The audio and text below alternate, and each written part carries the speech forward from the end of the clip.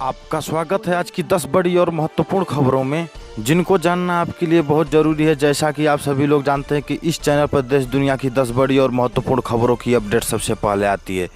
इसी के साथ सबसे पहले हम आपको बता दें कि किन 10 बड़ी खबरों के बारे में विस्तार से बात करेंगे। पहली बड़ी खबर, बंटवारे के बाद पाकिस्तान गए लोगों की संपत्ति बेच कोरोना संकट में 1 लाख करोड़ रुपए जुटाएगी मोदी सरकार। सामान खरीद कर बेचने वाले ट्रेडर्स को अब कम देना होगा जीएसटी। भारतीय किसान संघ कृषि में लगने वाले डीजल को जीएसटी के दायरे में लाएं। एसबीआई ग्राहकों के लिए 18 सितंबर से बदल जाएंगे ये नियम, एटीएम से पैसा निकालने के लिए। रामनगर में पाइपलाइन से घरों तक पहुंचेगी रसोई गैस, हल्द्वानी को भी योजना से जोड़ा जाएगा। टाटा को मिला नया संसद भवन निर्माण का कॉन्ट्रैक्ट, इतने दिन में होगा पूरा कार्य। भारतीय सेना बोली, अगर चीन युद्ध जैसी स्थिति पैदा करता है तो पहले से ज़्यादा प्रशिक्षित जवानों का सामना करना पड़ेगा। मुख्यमंत्री योगी ने बुजुर्गों, विधवा व दिव्यांगों के लिए भेजी पेंशन, बोले सरकार साथ खड़ी है। मोदी के जन्मदिन से एक दिन पहले मंदिर में चढ़ा 70 किलो का लड्डू, 1 हफ्ते तक मनाया जाएगा पीएम का बर्थडे। अगर आपके बैंक खाते में है केवल 1500 रुपये तो पूरा होगा अपने घर का सपना। जानेंगे एक एक खबर विस्तार से। इसी के साथ चलते हैं सबसे पहली बड़ी खबर की ओर। बंटवारे के बाद पाकिस्तान गए लोगों की संपत्ति बेच कोरोना संकट में 1 लाख करोड़ रुपए जुटाएगी मोदी सरकार।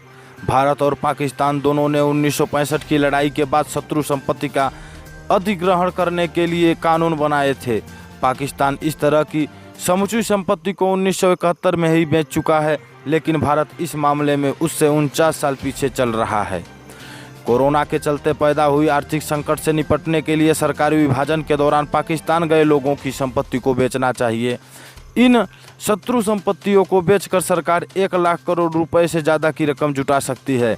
प्रधानमंत्री की आर्थिक सलाहकार परिषद के अंशकालीन सदस्य नीलेश शाह ने यह सुझाव दिया है। उन्होंने कहा कि आर्थिक वृद्धि को बढ़ावा देने और मौजूदा बढ़े खर्च को पूरा करने के लिए शत्रु संपत्तियों को बेचने पर गौर करना चाहिए, जो 1 लाख करोड़ रुपए से अधिक की है। शाह ने कहा कि भारत और पाकिस्तान दोनों ने 1965 की लड़ाई के बाद शत्रु संपत्ति का अधिग्रहण करने के लिए कानून बनाए थे।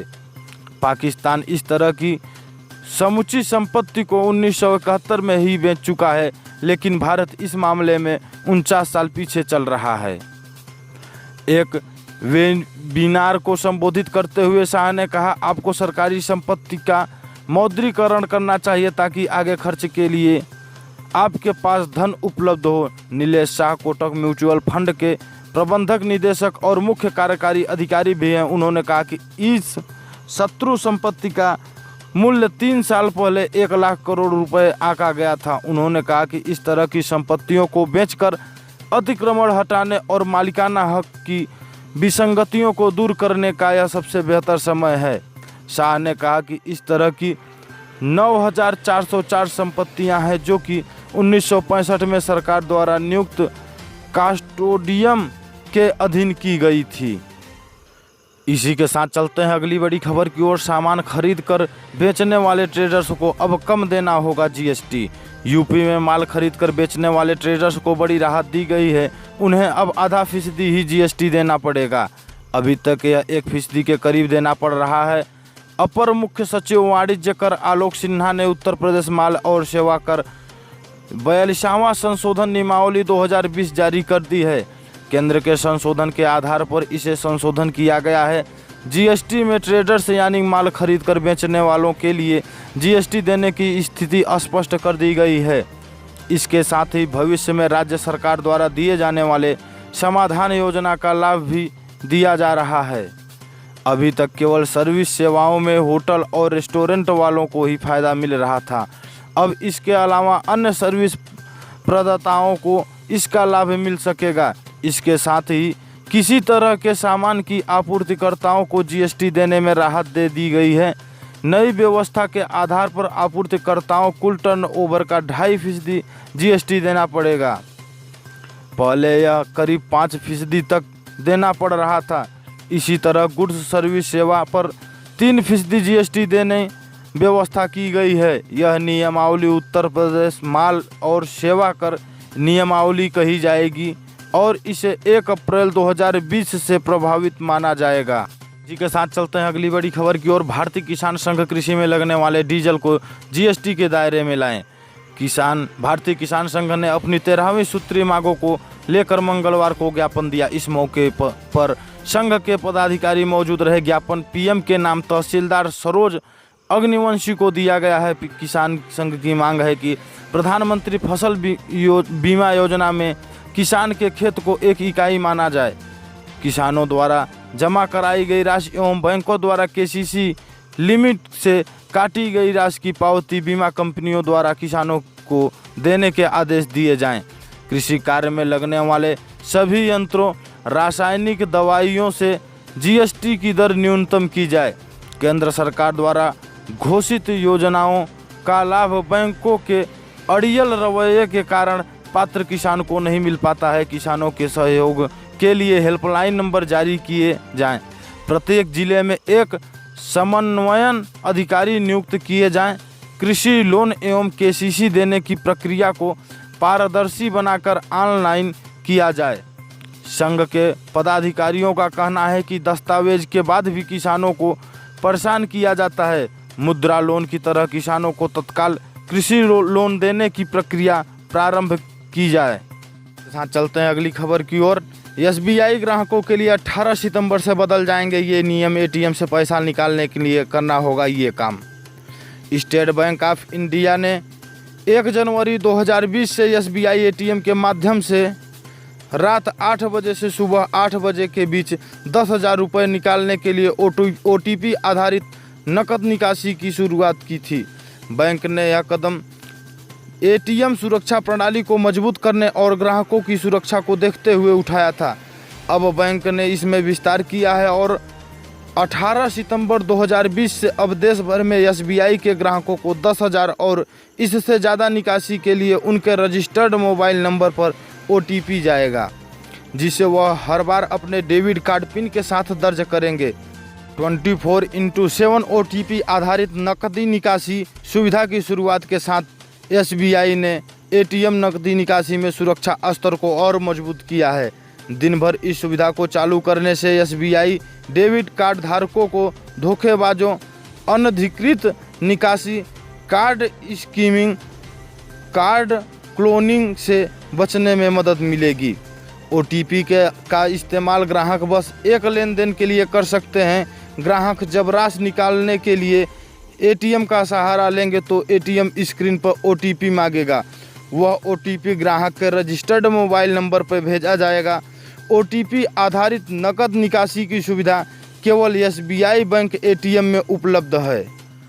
इसी के साथ चलते हैं अगली बड़ी खबर की ओर। रामनगर में पाइपलाइन से घरों तक पहुंचेगी रसोई गैस। हल्द्वानी को भी योजना में जोड़ा जाएगा। रामनगर में पाइपलाइन के जरिए उपभोक्ता को अब उनके घरों तक रसोई गैस उपलब्ध हो सकेगी। इसके लिए तैयारी पूरी कर दी गई है। सरकार द्वारा इसका टेंडर कराया जा रहा है। हिंदुस्तान पेट्रोलियम को प्रोजेक्ट का पूरा करने का जिम्मा मिला है। बताया जा रहा है कि काशीपुर से रामनगर को गैस की आपूर्ति की जाएगी। यह प्रोजेक्ट करीब 300 करोड़ का होगा।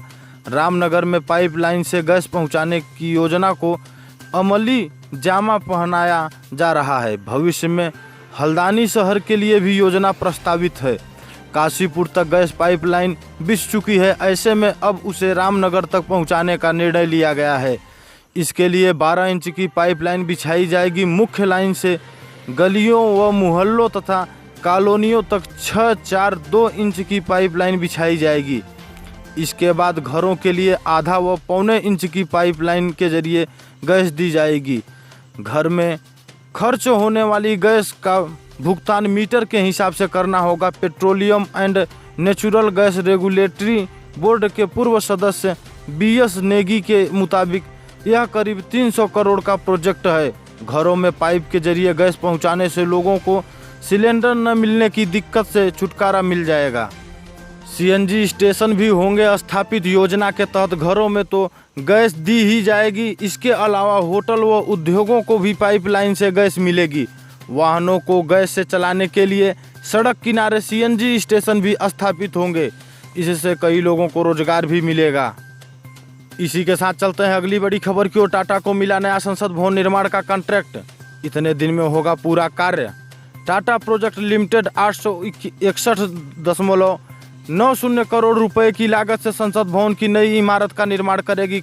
अधिकारियों ने बताया कि टाटा प्रोजेक्ट लिमिटेड ने निविदा हासिल की है। सेंट्रल विस्टा पुनर्विकास परियोजना के तहत नई इमारत संसद की मौजूदा इमारत के नज़दीकी बनाई जाएगी और इसके 11 महीने में पूरा होने की उम्मीद है। निर्माण कार्य शुरू करने को लेकर हालांकि फैसला अभी तक नहीं लिया गया है। एक अधिकारी ने कहा, टाटा प्रोजेक्ट लिमिटेड ने 861.9 करोड़ रुपए की लागत से संसद की नई इमारत बनाने का ठेका हासिल किया है। उन्होंने कहा कि इसमें रख रखाव का काम भी शामिल है। उन्होंने कहा कि L&T लिमिटेड ने 865 करोड़ रुपए की बोली लगाई थी, लेकिन टाटा प्रोजेक्ट लिमिटेड की बोली सबसे कम थी। सेंट्रल विस्टा पुनर्विकास परियोजना के तहत संसद भवन की त्रिकोणीय इमारत एक साझा केंद्रीय सचिवालय और राष्ट्रपति भवन से इंडिया गेट तक 3 किलोमीटर लंबे राजपथ के पुनर्विकास की परिकल्पना की गई है। के साथ चलते हैं अगली बड़ी खबर की ओर। भारतीय सेना ने आज कहा कि अगर चीन युद्ध के हालात पैदा करता है तो उसे पहले से ज़्यादा प्रशिक्षित जवानों का सामना करना पड़ेगा। भारत चीन के बीच तनाव जारी है। इस बीच भारतीय सेना ने चीन से अपना रुख साफ कर दिया है। सेना ने कहा कि अगर चीन युद्ध के हालात पैदा करता है तो उसे पहले से ज़्यादा प्रशिक्षित, तैयार और मानसिक रूप से मजबूत भारतीय जवानों का सामना करना पड़ेगा। सेना ने एक बयान में कहा कि शारीरिक और मनोवैज्ञानिक रूप से मजबूत भारतीय सैनिकों के मुकाबले अधिकतर चीनी सैनिक शहरी इलाके से आते हैं। वे ज़मीनी हालत की दिक्कतों से वाकिफ और लंबे समय तक तैनात रहने की आदी नहीं होते हैं। सेना की उत्तरी कमान के मुख्यालय ने ये बातें चीन के आधिकारिक मीडिया प्लेटफॉर्म ग्लोबल टाइम्स की उस खबर पर प्रतिक्रिया देते हुए कही, जिसमें कहा गया था कि भारत सर्दियों में प्रभावी ढंग से लड़ाई नहीं लड़ पाएगा। उत्तरी कमान के प्रवक्ता ने कहा, यह घमंड का जीता जागता उदाहरण है। भारतीय सेना सर्दी में भी पूर्वी लद्दाख में आर पार की जंग लड़ने के लिए पूरी तरह से तैयार है। प्रवक्ता ने कहा, भारत एक शांति प्रिय देश है और पड़ोसियों से अच्छे संबंध रखना चाहता है। भारत हमेशा संवाद के जरिए मुद्दों के समाधान को तरजीह देता है। पूर्वी लद्दाख में चीन के साथ सीमा विवाद हल करने को लेकर बातचीत जारी है। जहां तक सेना की बात है तो वह लंबे गतिरोध के लिए तैयार है। बता दें कि वास्तविक नियंत्रण रेखा LAC पर तैनात तनाव के बीच सेना ने लद्दाख में लंबी सर्दी के लिए पूरी तैयारी कर ली है। भारत चीन दोनों देशों में भारी संख्या में अपने सैनिकों की मौजूदगी लद्दाख में बढ़ाई है। साथ चलते हैं अगली बड़ी खबर की ओर। मुख्यमंत्री योगी आदित्यनाथ ने बुजुर्गों, विधवा व दिव्यांगजनों के लिए भेजी पेंशन, बोले सरकार उनके साथ खड़ी है।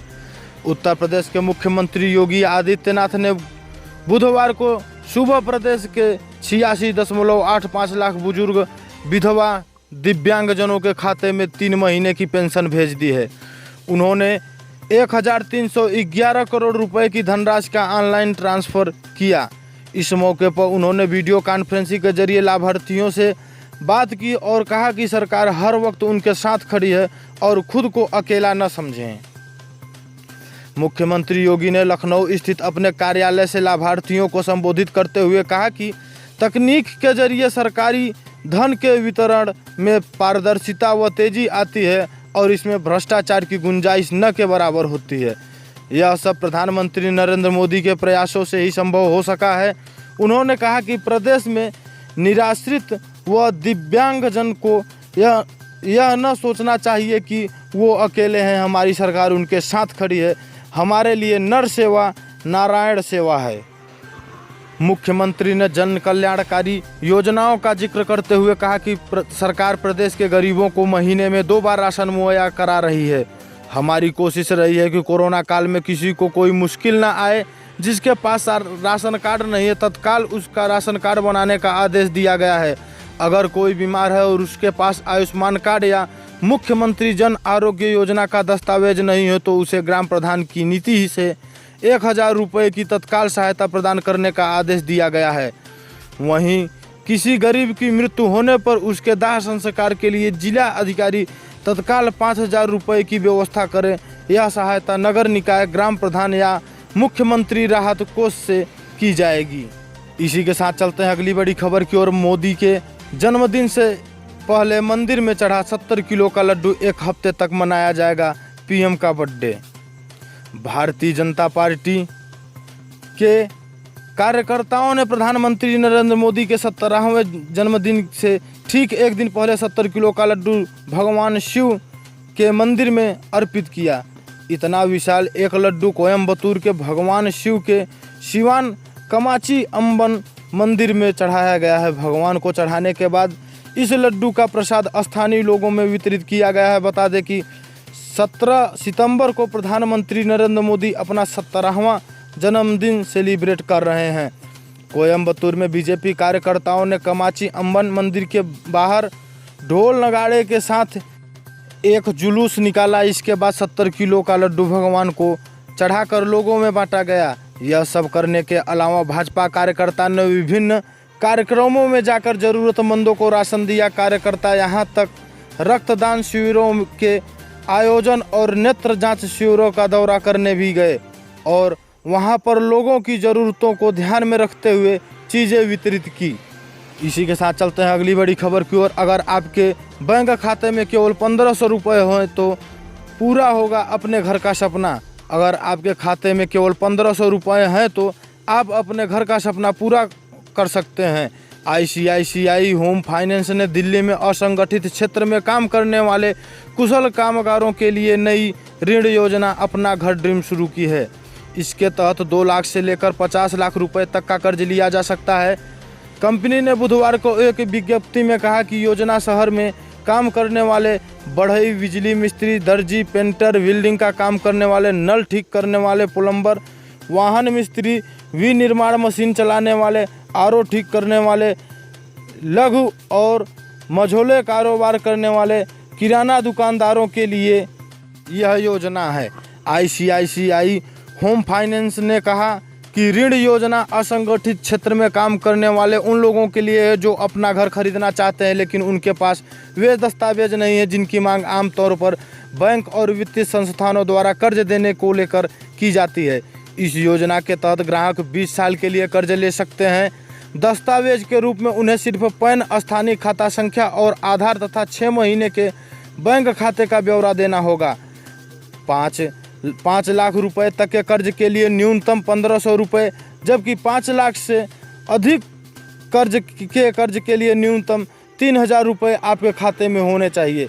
यहीं पे समाचार समाप्त होता है। इसी प्रकार के समाचार को पाने के लिए इस चैनल को सब्सक्राइब करें और ज़्यादा से ज़्यादा शेयर करें। हमें कमेंट करके अवश्य बताएं कि यह समाचार आपको कैसा लगा।